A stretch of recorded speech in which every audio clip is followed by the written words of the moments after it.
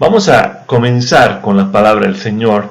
Hemos venido meditando como iglesia en el Evangelio de Juan y hasta la semana pasada habíamos llegado al capítulo 3 del Evangelio de Juan. Habíamos visto la historia de Nicodemo, como un principal de los fariseos va a buscar a Jesús de noche y en esa búsqueda hace una serie de preguntas al maestro, ¿no? Nicodemo reconocía que era el rabí, el maestro. Él reconocía que Jesús era alguien especial en su comunión con Dios, pero todavía sus ojos estaban cegados. Por eso es que Jesús le dice: te es necesario nacer de nuevo, te es necesario quitarte la venda de los ojos, porque necesitas ver a Cristo. Y en esta mañana quiero meditar con ustedes en el capítulo 3, verso 7, hasta el versículo 15, continuando la exposición de las Escrituras en nuestro Evangelio. Amado Dios, te entregamos esta mañana, Padre. El verso 7 dice: no te maravilles que te dije, os es necesario nacer de nuevo.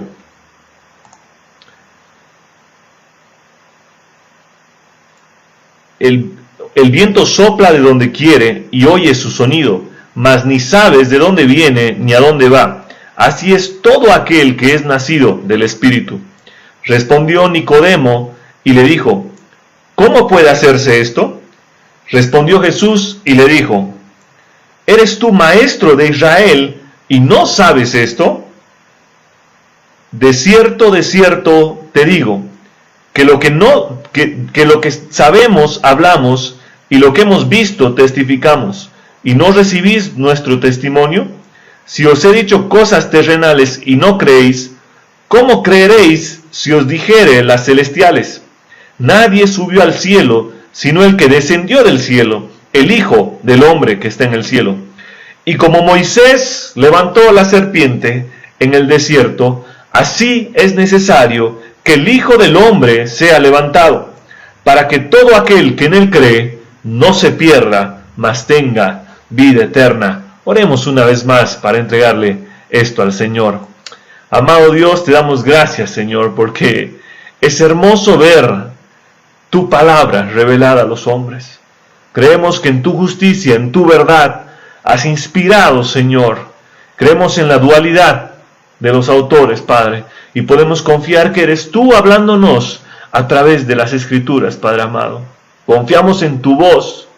Tu palabra dice que somos hombres de duro corazón, Señor, y que en esta mañana todos aquellos que estamos con el corazón duro, con ese corazón, Señor, que muchas veces no quiere aceptar nada de tu gracia y amor, en esta mañana, con el poder de tu palabra, puedas ablandar nuestros corazones para recibir tu palabra, para que ella pueda penetrar, para que ella pueda cortar hasta lo más íntimo de nuestro ser, Señor. Y que la palabra que hoy va a ser expuesta, Señor, no vuelva vacía, que realmente sea una promesa para nosotros y que podamos ver a Jesús, el autor y consumador de nuestra fe, como lo más hermoso, como lo más precioso, y que nada importe más que eso, Señor. Te entrego este tiempo, dame sabiduría, ilumina mi mente, en el nombre de Cristo Jesús. Amén, bendito Dios. Amén. Amén. Qué glorioso es nuestro Dios. Posiblemente Juan sea uno de los evangelios más predicados. Es más, muchos dicen por ahí que si quieres empezar a conocer de Dios, es bueno empezar leyendo el Evangelio de Juan, ¿no? Y hay muchos conceptos acerca de esto. Y dentro de todo esto es posible que el capítulo 3 sea uno de los pasajes más conocidos, más predicados dentro del medio cristiano. Es más, Juan 3:16, que es uno de los pasajes que no lo vamos a ver en esta semana, es uno de los más repetidos, más conocidos en toda la humanidad. Mucha gente conoce este versículo de memoria. Pero creo que aunque es muy conocido, muchas veces es un mensaje olvidado, un mensaje que muchas iglesias dejaron de predicar, una verdad que hoy en día está siendo adulterada y está siendo traída con algo de azúcar, endulzada, a través de algunas fábulas, historias, leyendas que disminuyen el impacto del Evangelio, que minimizan el sacrificio de Cristo y ponen al hombre en primer lugar, en lugar de a Cristo. Creo que el verdadero propósito de Juan 3 es mostrarnos el Evangelio, mostrarnos la necesidad de un Salvador, mostrarnos que la solución para los matrimonios, que la solución para los niños, que la solución para los jóvenes, que la solución para los enfermos, que para la solución para los necesitados, la solución para los políticos y para todo el mundo es Cristo Jesús, es encontrar plena satisfacción en la cruz. No existe ningún evangelio individual para niños, para ancianos, para hombres, sino que es único, real y verdadero el evangelio de Cristo Jesús. Y el capítulo 3 de Juan es un condensado del evangelio, donde podemos ver su gracia, su verdad, su magnificencia y su perfecto amor expresado en la cruz del Calvario. El verso 7 comienza diciéndole Jesús a Nicodemo, aquel fariseo que se había acercado en medio de la noche, reconociendo que era el rabí, y parece que Nicodemo no había entendido el propósito del verdadero nacimiento. Él tenía la obligación de comprender lo que era nacer de nuevo. La promesa estaba en Deuteronomio 29, que Dios iba a darles una nueva circuncisión de corazón. El propósito está en el profeta Ezequiel también, donde dice que van a nacer de nuevo. Entonces, todo judío israelí en esa época, especialmente un maestro de la ley, tenía la obligación de haber interpretado las escrituras correctamente para poder comprender que el nuevo nacimiento iba a venir por el Mesías. Esto lo vemos a través de Isaías, lo vemos a través del profeta Ezequiel, lo vemos a través de Deuteronomio. Entonces Jesús se sorprende de esto y también le dice a Timoteo, o sea, no te maravilles de que te dije, os es necesario nacer de nuevo. Esas palabras que no fueron entendidas por Nicodemo, porque para él muchos hoy en día es suficiente saber de Jesús.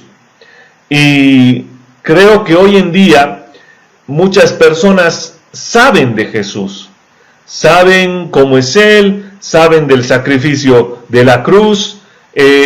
Nicodemo era un líder religioso que había oído de los milagros de Jesús, había escuchado sobre las maravillas de Jesús, pero realmente no conocía a Jesús.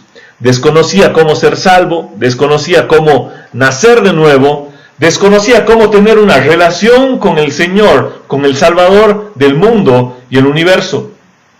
Así que Jesús se asegura de dejarle en claro cuál es la única forma de ser salvo, cuál es la única manera que las personas pueden llegar a salvación. Y esto es a través del nuevo nacimiento que viene sola y únicamente por gracia, por medio de la fe en el Hijo del Hombre, Cristo Jesús, el Rey y Salvador. Por eso es que le dice, os es necesario nacer de nuevo. Y muchos de nosotros podemos estar hoy en día en el lugar de Nicodemo. Muchos piensan que este mensaje es para alguien que no es cristiano, para alguien que está sin conocimiento del Evangelio de repente, para alguien que no sabe mucho del Señor, pero yo creo que este mensaje es para todos nosotros. Podemos ser grandes maestros en teología, podemos entender y exponer las Escrituras de una forma correcta y perfecta, podemos evangelizar al mundo acerca de Cristo, podemos hablar de Cristo, pero no tener a Cristo en nuestro corazón, pero no haber nacido de nuevo. Y ese es uno de los riesgos más grandes que tiene la iglesia de hoy, porque muchas veces, a causa de un evangelio de obras, el hombre se siente cómodo en sus propias obras, en sus propias fuerzas, y de repente los cristianos pensamos que con ir a la iglesia, que con leer la Biblia y con hacer una serie de experiencias religiosas, somos salvos. Cuando la Biblia nunca dice que seamos salvos por nuestros propios méritos, sino que somos salvos por los méritos de Cristo Jesús en la cruz del Calvario. Es por eso que Jesús le dice, te es necesario nacer de nuevo. El versículo 3 le decía, en verdad te digo, que el que no nace de nuevo no puede ver el reino de Dios. Nadie puede ver a Dios si no nace de nuevo. No te estoy hablando de una experiencia religiosa, no es un momento de pasión por el Señor. Es un cambio radical de vida. Es un nuevo corazón. Y ese nuevo corazón tiene un efecto. El verso 8 dice, el viento sopla de donde quiere y oyes su sonido, mas ni sabes de dónde viene ni a dónde va. Así es todo aquel que es nacido del Espíritu. Llegamos al versículo 8, dentro de este contexto, Jesús está comparando la obra del Espíritu Santo con el nuevo nacimiento, como la forma en la que se mueve el viento y en la manera en la que el viento afecta al mundo, sin ser visto, sin ser controlado por los hombres. El Espíritu Santo también, sin ser visto, sin ser controlado por los hombres, influye en nuestras vidas. En el verso 6, Jesús decía, lo que es nacido de la carne, carne es, y lo que es nacido del Espíritu, Espíritu es. Así que está diciendo con toda claridad que el nuevo nacimiento es obra de Cristo Jesús en la cruz del Calvario, pero es a través del Espíritu Santo. Es el Espíritu Santo regenerando mi corazón y tu corazón. Cuando nosotros hemos nacido de nuevo, hemos nacido a través del Espíritu Santo. La nueva vida espiritual que viene del nacimiento, que viene de un nuevo nacimiento, viene del Espíritu Santo. Esto queda realmente claro más adelante en Juan 6:63. Si quieres ir conmigo un poquito más adelante, Juan capítulo 6, verso 63. Dice, el Espíritu es el que da vida. La carne para nada aprovecha. Las palabras que yo os he hablado son espíritu y son vida. Así que el nuevo nacimiento y la nueva vida viene con Cristo Jesús, resultado de la obra del Espíritu Santo en nuestras vidas. Es algo que yo y tú no podemos controlar, como el viento. Él actúa como quiere. Él es soberano. Él sabe a quién va a llamar, cuándo va a llamar. Es su obra soberana. Como el viento que no podemos controlar, así es la obra del Espíritu Santo en nuestras vidas. Ahora, habiendo hecho esta aclaración, aquí hay un pequeño juego de palabras, porque en griego, tanto la palabra neuma, o sea, la palabra espíritu, como la palabra viento, es la misma palabra, que es neuma en griego. Esta palabra neuma es una palabra, por ejemplo, que nosotros tenemos para hablar de los neumáticos, haciendo referencia a que tiene viento, que tiene aire por dentro. Entonces, aquí hay un pequeño juego de palabras entre el Espíritu Santo y el viento. Así que el viento es tratado como una sombra, como un reflejo del Espíritu Santo. Y algo importante que dice el pasaje, dice el viento sopla de donde quiere. Dice, y oyes su sonido, mas ni sabes de dónde viene ni a dónde va, así es todo aquel que es nacido del Espíritu. En primer lugar, entonces, la obra del Espíritu Santo es soberana. Él actúa donde quiere. No sabemos cuándo, no sabemos dónde, pero tenemos la seguridad de que Él actúa. Pero una de las claves en este pasaje es, y oyes su sonido, y oyes su sonido. Eso significa que hay efectos perceptibles del fruto del Espíritu Santo. No podemos ver el viento, pero podemos sentir el viento. Hay efectos perceptibles. Ahí dice Juan, dice Jesús está diciendo, oyes su sonido, oyes la presión en tu piel, oyes la presión del viento en las ramas, moverse en los árboles. Así es la obra de regeneración del Espíritu Santo. No lo podemos ver, pero podemos ver sus efectos. Es por esto que la obra del Espíritu Santo no es una serie de saltos, bailes psicodélicos, remolinear, de repente temblar. La obra del Espíritu Santo es un cambio de vida radical, en donde el fruto del Espíritu Santo se hace visible en mi vida y en tu vida. El fruto del Espíritu Santo, el amor, el gozo, la paz, la paciencia, la templanza, el dominio propio, la fe, se hace visible en tu vida. Mi voluntad por amar a Dios es despertada. Y ahora quiero amar a Dios sobre todas las cosas. Quiero aborrecer mi pecado porque ahora mi vida está inclinada hacia Cristo. Para confirmar esto, volvamos un poco atrás al capítulo 1 de Juan, en el verso 12. Juan 1:12, recordando un poco lo que veíamos hace unas semanas, dice: pero a todos los que les recibieron, les dio el derecho de llegar a ser hijos de Dios. Es decir, a los que creen en su nombre, que no nacieron de sangre, ni tienen la voluntad de la carne, ni la voluntad del hombre, sino de Dios. En otras palabras, Dios nos hace nacer de nuevo con una nueva vida espiritual y el efecto es simultáneo. Vemos y percibimos a Jesús como Él realmente es. Él es Dios, el único Dios verdadero, el Salvador, el autor de nuestra santificación, el autor de nuestra salvación. Él es quien nos dio vida cuando estábamos muertos en delitos y pecados. Esa es la obra maravillosa. Eso es lo que Jesús le quiere decir a Nicodemo. Y en medio de esto, Nicodemo le dice: ¿cómo puede hacerse esto? Jesús le responde en el verso 10 y dice: ¿eres tú maestro de Israel y no sabes esto? De cierto te digo, que lo que sabemos hablamos, y lo que hemos visto testificamos, y no recibís nuestro testimonio.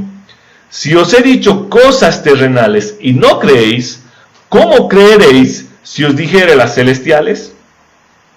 Jesús se maravilla de que un maestro de Israel no comprende esta verdad.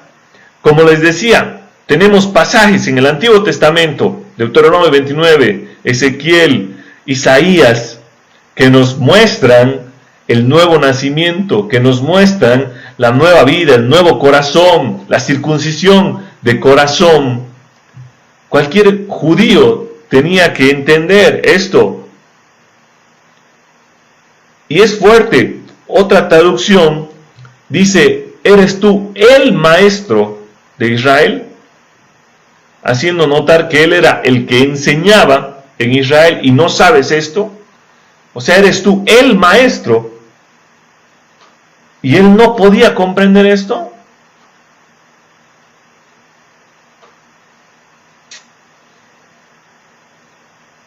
Parece que Nicodemo no está dentro del grupo de las personas descritas en Juan 1:12. Dice: pero a todos los que les recibieron, a los que creen en su nombre, les dio la potestad de ser hijos de Dios.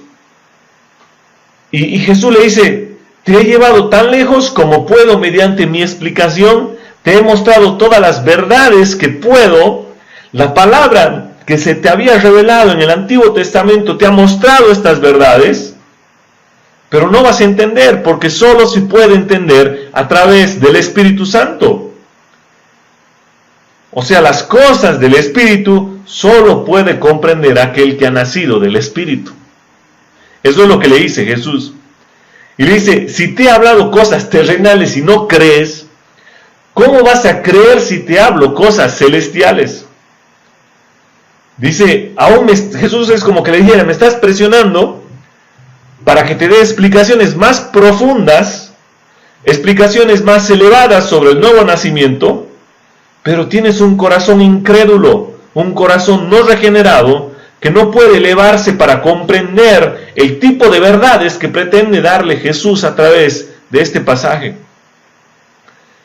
Y Jesús podría haberse quedado ahí.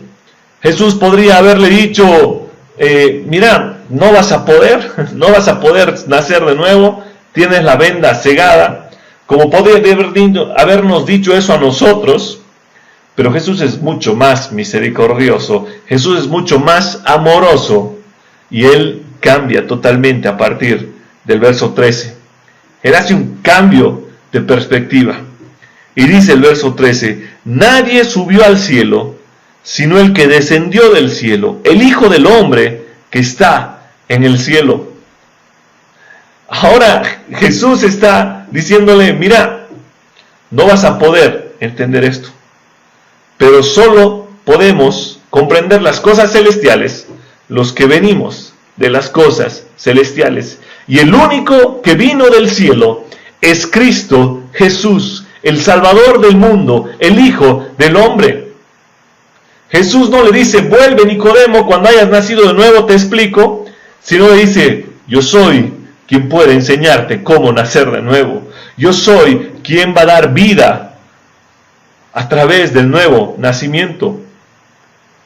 No es lo que Jesús dice, es lo que Jesús va a hacer más adelante, que es el sacrificio de la cruz del Calvario.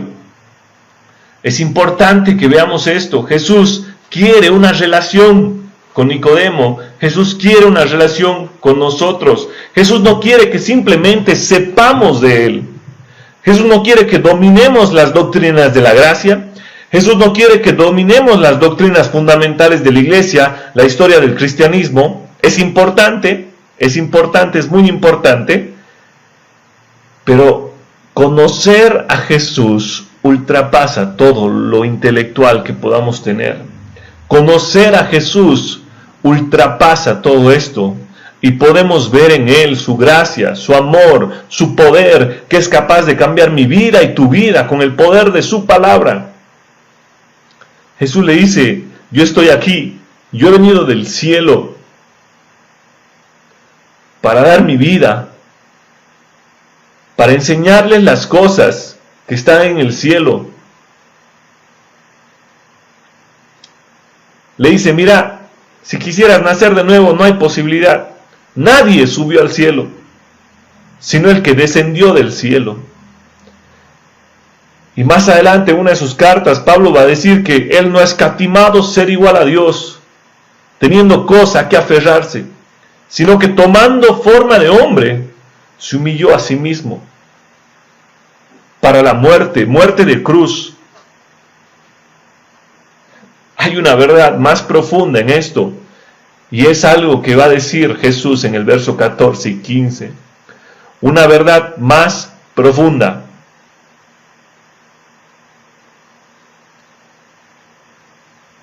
Solo el Hijo del Hombre, solo Cristo Jesús, ha descendido del cielo para hacer posible mi nuevo nacimiento y tu nuevo nacimiento. No por una obra de magia, no como si fuera una varita mágica, sino a través del sacrificio de la cruz.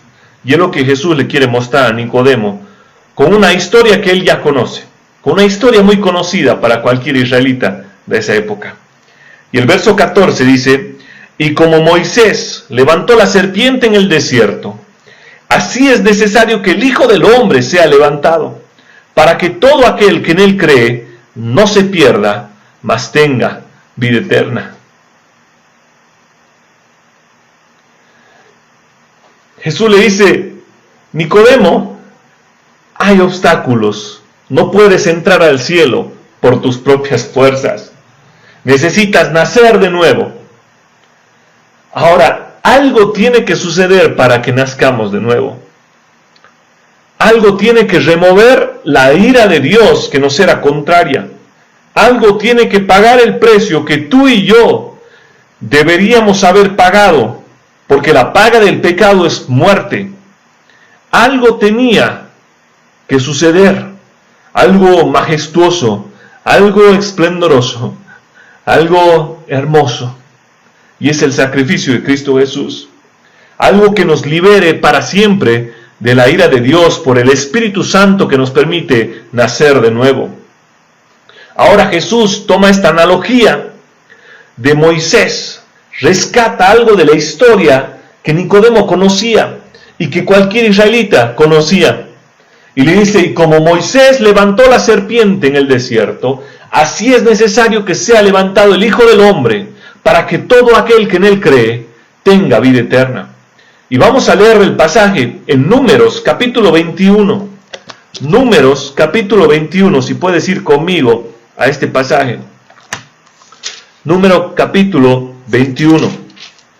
Dice, cuando el cananeo, el rey de Arad, que habitaba en Negev, oyó que venía Israel por el camino de Atarim, peleó contra Israel y tomó de él prisioneros. Entonces Israel hizo voto a Jehová y dijo, si en efecto entregases este pueblo en mi mano, yo destruiré sus ciudades. Y Jehová escuchó la voz de Israel, y entregó al cananeo, y los destruyó a ellos y a sus ciudades, y llamó el nombre de aquel lugar Orna. Dice, imagínense, después de esta victoriosa batalla, después de que el pueblo clama al Señor, Dios les da el poder, ellos vencen al cananeo, pasa esto. Verso 4, 21:4. Después partieron del monte de Or, camino del Mar Rojo, para rodear la tierra de Edom.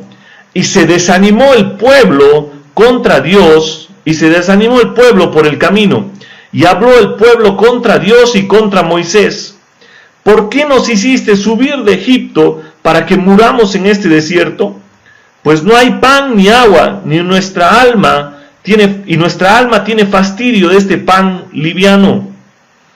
Y Jehová envió entre el pueblo serpientes ardientes que mordían al pueblo, y murió mucho pueblo de Israel. Entonces el pueblo vino a Moisés y dijo: hemos pecado por haber hablado contra Jehová y contra ti. Ruega a Jehová que quite de nosotros estas serpientes. Y Moisés oró por el pueblo, y Jehová dijo a Moisés: hazte una serpiente ardiente y ponla sobre un asta, y cualquiera que fuere mordido y mirare a ella, vivirá. Y Moisés hizo una serpiente de bronce, y la puso sobre un asta. Y cuando alguna serpiente mordía a alguno, miraban a la serpiente de bronce, y vivían. Oh, gloria al Señor. Este es un pasaje conocido. El pueblo de Israel venía de luchar una gran batalla. Dios había sido misericordioso con ellos, y estaban ahí en el Mar Rojo, en el desierto. Dios les había dado maná, Dios les había dado toda la provisión, y simplemente el pueblo de Israel le dice: ¿por qué nos hiciste subir de Egipto para que muramos en el desierto? No hay pan ni agua, y nuestra alma tiene fastidio de este pan tan liviano. Dice que habló contra Dios y contra Moisés el pueblo de Israel. Y Dios dice que manda un castigo para ellos. Manda unas serpientes. Las serpientes eran mortales, y prácticamente moría el pueblo de Israel por haber hablado en contra de Dios, por haber estado sin creer en Dios. ¿Cuántas veces tú y yo estamos reprochando al Señor, estamos hablando en contra de Él? Aquí la idea no es decir: mira cómo era Israel. La idea es decir: mira cómo somos nosotros. Dios es santo, Dios es justo, y muchas veces nosotros nos levantamos como enemigos de Dios. Pero gracias a Dios, gloria a Cristo Jesús, que Él ha provisto el rescate, que Él ha provisto la solución para aquel problema que nos ha alejado de Dios para siempre. Fíjense algunas peculiaridades en el pasaje. En primer lugar, la serpiente en el asta no es algo preventivo, sino que es algo correctivo para aquellos que han sido mordidos. En segundo lugar, el veneno está en los hombres. El veneno está en el hombre. Las serpientes en el desierto vienen de Dios. Dios las envía. La ira de Dios cae sobre el pueblo a causa del pecado de ingratitud y rebelión. El mismo Dios escoge para rescatar al pueblo de su propia maldición. Es una imagen de maldición. O sea, Dios les envía una maldición por las serpientes, y Dios rescata al pueblo a través de una imagen de una serpiente. Todo lo que tienen que hacer para ser salvos de la ira de Dios no es matar a las serpientes, no es hacer una serie de súplicas, es mirar a esa provisión de Dios, aquella serpiente que pende de un asta.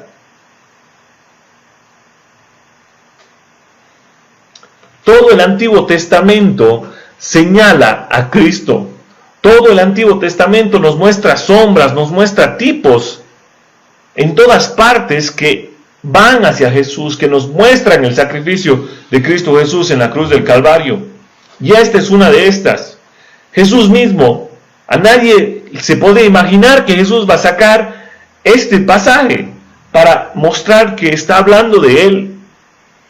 Y dice, y como Moisés levantó la serpiente en el desierto, así será necesario que sea levantado el Hijo del Hombre, para que todo aquel que en él crea tenga en él vida eterna.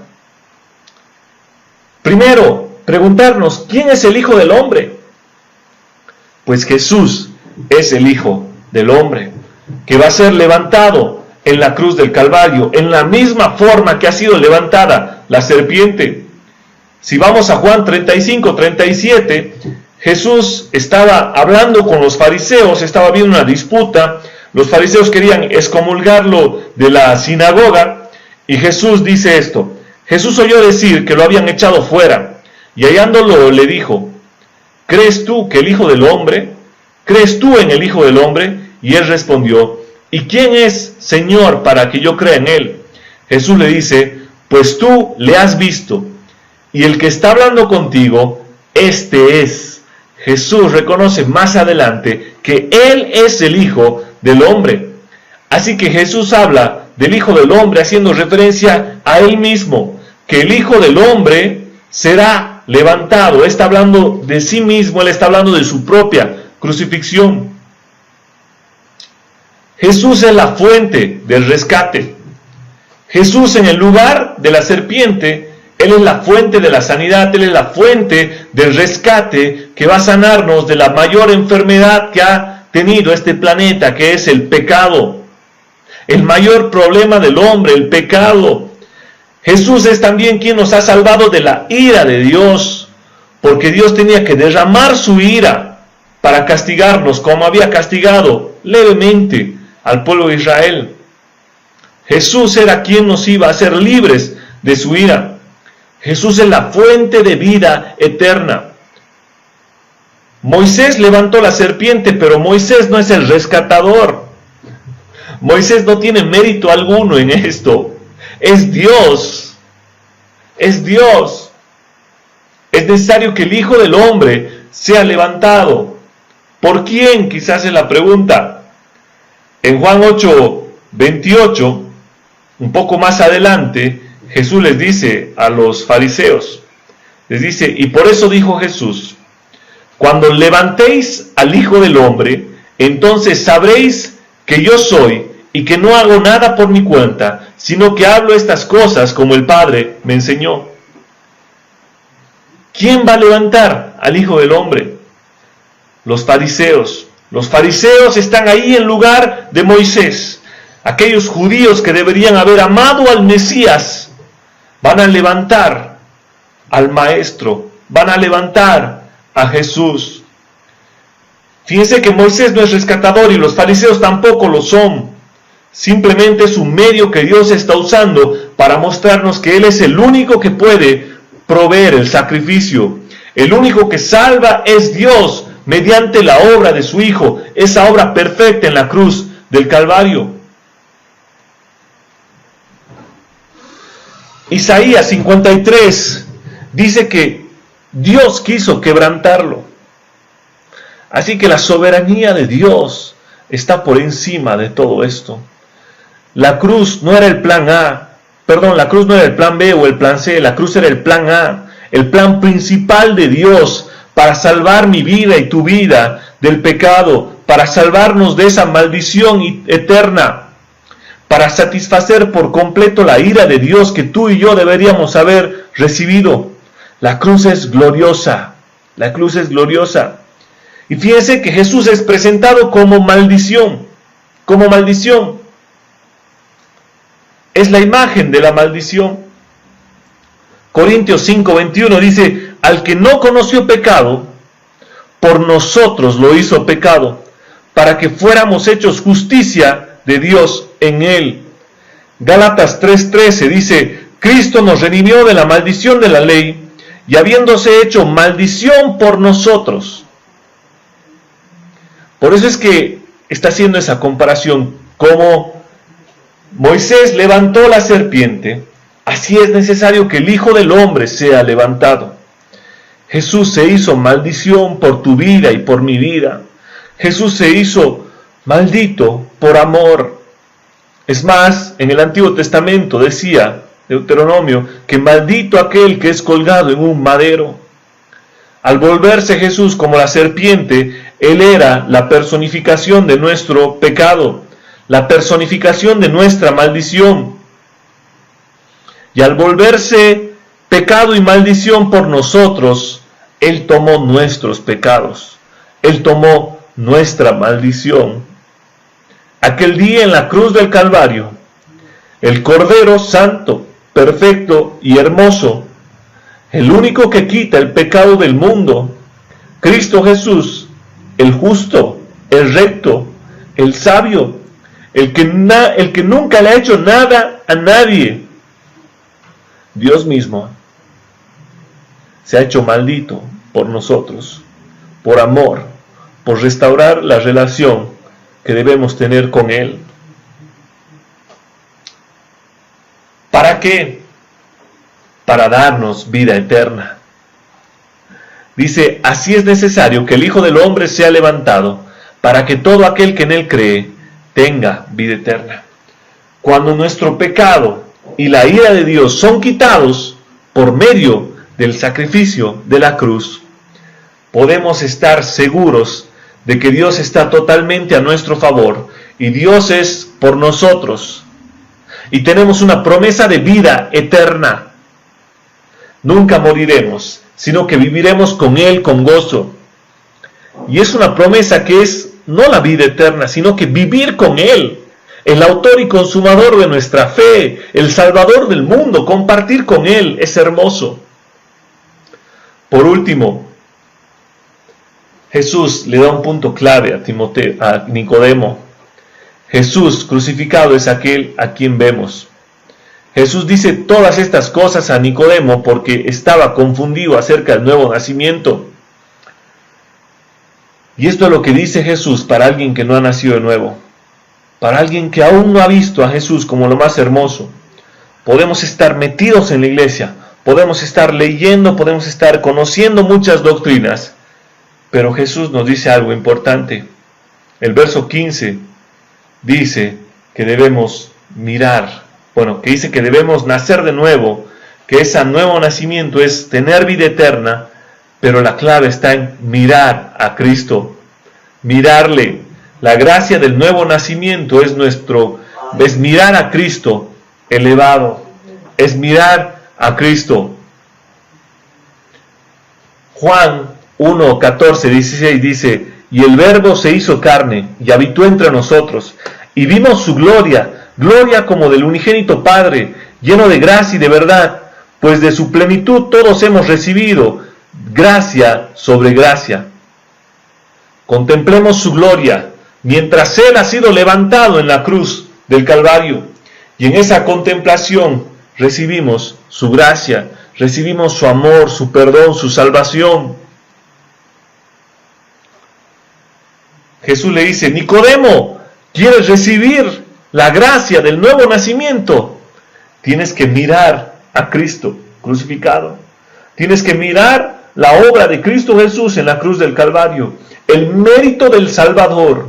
Nicodemo, no son tus propias fuerzas, no son tus propias obras, no es tu propio mérito, es el mérito de Cristo Jesús en la cruz del Calvario.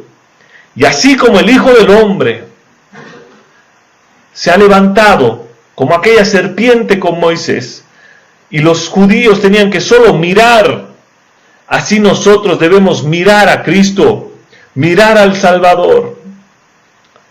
Y quiero terminar con una pequeña ilustración, un pasaje de la conversión de Charles Spurgeon.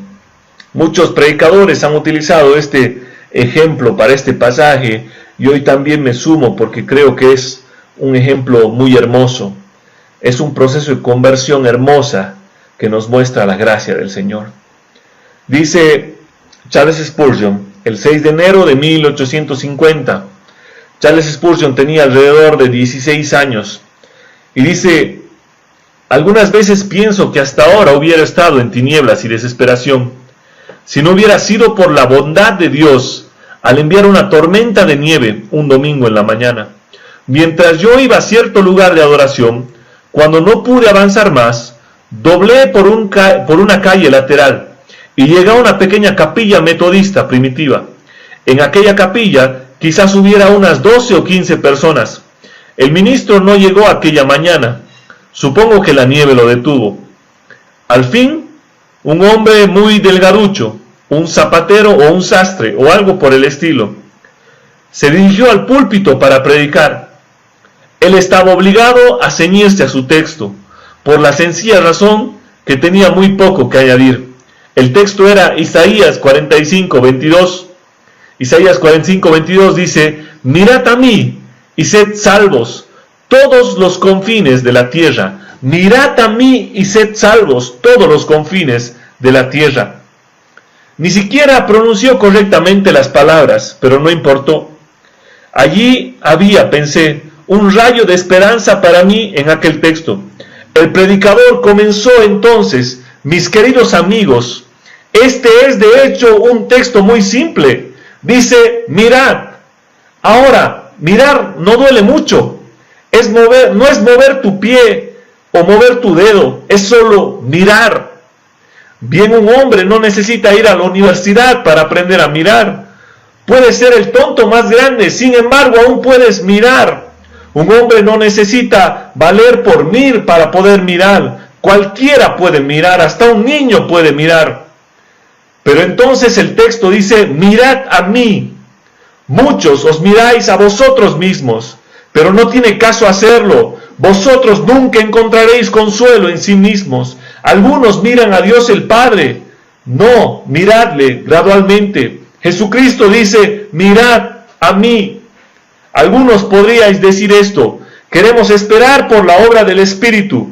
Ahora mismo no tenéis derecho a ella. Mirad a Cristo. El texto dice: mirad a mí. Entonces el buen hombre continuó su texto de esta forma: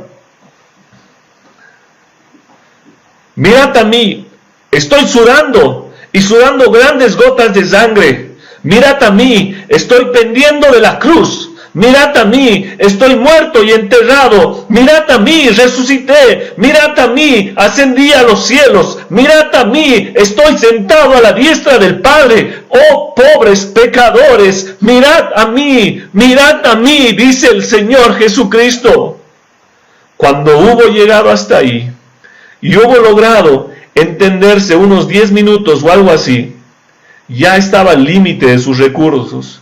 Entonces me miró debajo de la tribuna y me atrevo a decir, con tan pocos presentes, supongo que yo era un extraño. Joven, usted luce miserable. Bien, yo lo era, pero yo no estaba acostumbrado a que se hiciera énfasis sobre mi apariencia personal desde el púlpito. Sin embargo, fue un buen disparo. Acertó justo en el centro. Continuó y dijo: y siempre será miserable, y miserable en la vida, y miserable en la muerte, si no obedece mi texto. Pero si obedece ahora, en este momento, será salvo. Entonces levantó sus manos y gritó, como solo podrían gritar los metodistas primitivos: joven, mira a Cristo, mira a Cristo. No tienes que hacer nada más, sino mirar y vivir. Vi instantáneamente el camino de la salvación. No sé qué más dijo, no presté mucha atención. Estaba tan poseído con aquel único pensamiento que cuando fue levantada la serpiente abrasadora, la gente solo miraba y se sanaba. Así ocurrió conmigo. Había estado esperando hacer 50 cosas, pero cuando escuché aquella palabra, mira, qué palabra más encantadora me pareció. Oh, miré hasta que casi me salieron los ojos. Allí entonces desapareció la nube. Las tinieblas fueron desplazadas. En ese momento vi el sol y pude haberme levantado en ese instante y cantar como el más de los entusiastas de ellos, de la preciosa sangre de Cristo, de la fe sencilla que le mira solo a Él. Ahora puedo decir, desde entonces, por fe, veo la fuente que fluye del manantial de tus heridas. El amor redentor ha sido mi tema y será Él hasta que yo muera. Amados amigos, hermanos, si estás ahí, si aún no conoces a Cristo, Yo sé que debería estar el pastor Sergio aquí o cualquier otra persona, pero un simple pecador, restaurado por el poder de la cruz, te da un mensaje y te dice: mira a Cristo en su dolor, mira a Cristo en la cruz, mira a Cristo soportando la ira de Dios por nuestros pecados, mira a Él resucitando, vencedor, glorioso, venciendo la muerte, mira a Él en los cielos, reinando con poder con el Padre, mira a Él ansiosamente esperando que un día vuelva por su iglesia. Mira a Cristo. No tenemos más que hacer que mirar a Cristo, que conocerle y entender la salvación de la cruz. No hay nada más importante, no hay nada que más importe en tu vida y en mi vida que mirar a Cristo. La salvación es del Señor. Oremos. Oh glorioso Dios, perdónanos por haber confiado en nuestros propios méritos. Perdónanos por haber confiado en nuestra propia fuerza. Perdónanos por haber sido autosuficientes, Señor. En esta mañana nos entregamos a tu gracia, a tu amor. Nos entregamos a ti. Salva nuestras vidas. Salva la vida de aquellos que aún no te conocen, que puedan verte como lo perfecto, como lo justo, como lo hermoso, que puedan amarte más que todas las cosas, Señor.